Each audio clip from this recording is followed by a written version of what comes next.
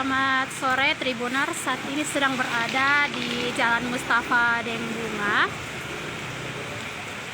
Hujan pada sore hari ini membuat genangan air ya. Terlihat sini aktivitas masyarakat yang lewat pun harus hati-hati karena di sini ya banyak lubang dan ada banjir juga. Jadi bagi Tribuners yang melewati Jalan Mustafa Dengbunga ini ya hati-hati ya, karena di sini genangan airnya juga terdapat lubang, betul. Jadi pelan-pelan. Untuk menghindari genangan air ini, masyarakat yang beroda dua melewati di pinggir-pinggirnya saja sementara. Bagi Tribuners yang ingin melewati Jalan Mustafa Dengbunga ini harus berhati-hati karena di genangan air ini juga ada lubang ya. Jadi saat membawa kendaraan roda 2 maupun roda 4 ya tentunya harus pelan-pelan.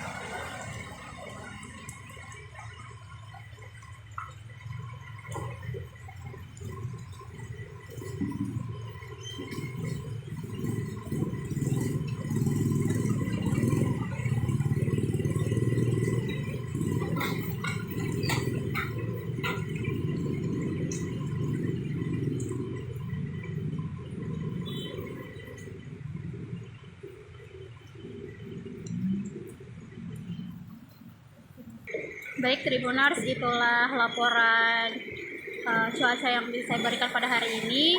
Terima kasih yang telah menonton.